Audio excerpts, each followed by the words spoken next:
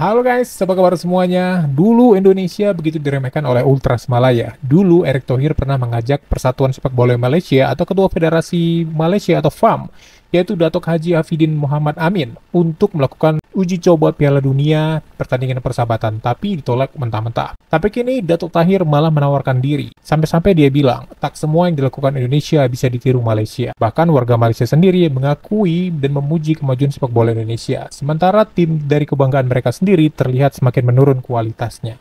Dulu sombong dan gak mau diajak uji coba, sekarang Presiden Federasi Sepak Bola Malaysia berubah pikiran dan gantian ngajakin Indonesia untuk uji coba di FIFA Matchday. Ya, beliau adalah Datuk Hamidin, Presiden FAM Malaysia yang dulu nolak ajakan Pak Erick Thohir untuk melakukan uji coba dengan Timnas Indonesia cuy. Terakhir kali Timnas Indonesia bertemu dengan Timnas Malaysia di pertandingan resmi, yaitu di fase grup Piala AFF tahun 2021. Momen ini tentu kita nggak akan pernah lupa cuy, karena ini momen King Indo mengalahkan Timnas Macan Badut dengan skor 4-1. Datuk Hamidin bilang soal laga uji coba ini, kalau ada ruang untuk FIFA Matchday, nggak masalah kalau beruji coba dengan Indonesia, baik itu tim senior ataupun tim U23-nya. Kami akan melihat kesesuaian waktu untuk kedua tim. Hanya saja peluang Timnas Malaysia melawan Timnas Indonesia tahun ini akan sangat kecil, apalagi kalau skuad Garuda lolos ke babak ketiga kualifikasi Piala Dunia 2026 zona Asia, ucap Presiden Federasi Sepak Bola Malaysia Datuk Hamidin. Jadi artinya apa guys? Ya, artinya sekarang udah nggak malu-malu lagi tuh Malaysia mengakuin kekuatan dan kualitas Timnas Indonesia di atas mereka cuy. Jadi gimana nih? Kalian setuju nggak kalau Timnas Indonesia beruji coba sama Timnas Malaysia? Nah, gimana menurut kalian guys? Apakah Indonesia harus menerima kembali undangan dari FAM Malaysia jika ingin bertanding persahabatan uji coba Piala Dunia? Kalau menurut aku sih nggak usah ya. Bukan sombong guys, bukan. Karena Indonesia akan sibukkan lagi dengan ke turnamen di Paris ya, U20 ya. Belum lagi nanti harus dengan persiapan kualifikasi Piala Dunia dan pertandingan-pertandingan lainnya. Jadi untuk undangan Malaysia ini abaikan aja guys, kalau menurut aku. Media Malaysia sebut jika Timnas Indonesia memakai full squad di kompetisi AFF, maka Piala AFF sudah pasti milik Timnas Indonesia. Ya, media Malaysia yang bernama onefootball.my mengatakan kalau Timnas Indonesia sudah pasti juara AFF kalau memakai tim utama alias full squad. Ya, prediksi salah satu akun sosial media dari Malaysia ini guys, itu berlandaskan dari pencapaian Coach Sintayong bersama Timnas Indonesia. Seperti yang kita tahu, semenjak Timnas Indonesia dilatih oleh Coach Sintayong, itu pencapaiannya benar-benar luar biasa guys.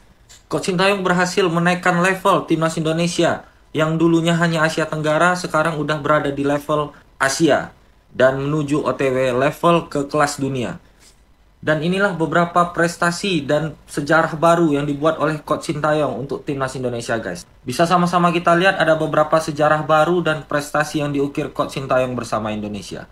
Yang pertama itu adalah berhasil lolos ke 16 besar Piala Asia Senior dan lolos ke 8 besar Piala Asia U23. Kemudian sejarah baru lagi, lolos ke 4 besar Piala Asia U23.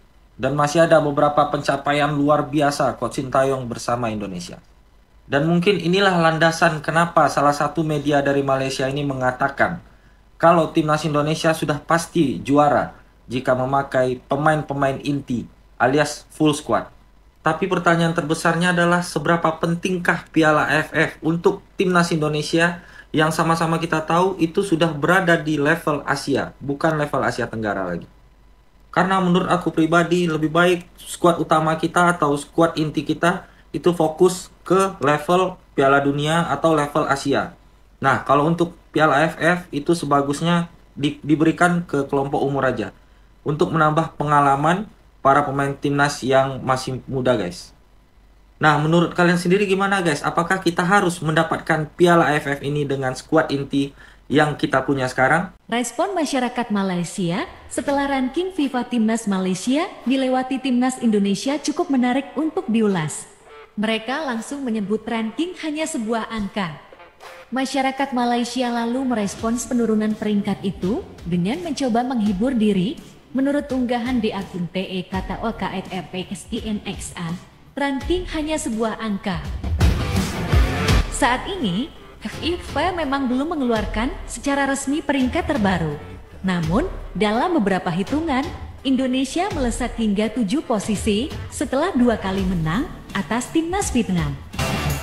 Itu artinya Indonesia kini menjadi tim terbaik ketiga di Asia Tenggara. Posisi teratas gantian di tempat timnas Thailand di urutan 101. Sementara itu, Vietnam terjun bebas seperti Malaysia, The Golden Star Warriors terhempas ke urutan 115 di ranking FIFA. Lain macam. Aku baru lepas tengok Indonesia lawan Singapura. Sakit dada tu. Nak harap tim kita main macam tu. Harap ke laut dalam. 9 orang lawan 11 orang pun macam 11 lawan 11. Bukan kata Indonesia tak bagus. Bukan kata Singapura bagus sangat. Tetapi diorang menyajikan satu permainan bola sepak yang berkelas tinggi. Keeper, macam mana save dia? Keeper kita pegang bola pun terlepas. Lepas tu, perasan atau tidak, tak ada pun pemain yang dibagi IC secara percuma. Nampak? Okey je main. Sedap je main. Laju je main. Ini kita tergeh-geh bagi IC. Lepas tu itu yang dibagi kat kita. Hampir kelapa betul. Taklah. Bila agaknya kan kita boleh dapat tengok tim Malaysia main macam tu. Taklah. Tak. Aku tak nangis. Aku tak nangis. Hari tu pun aku tak nangis. Korang cakap aku nangis. Buat apa nak nangis pasal bola ni? Tak ada untung. Tapi itulah. Sedih. Ternyata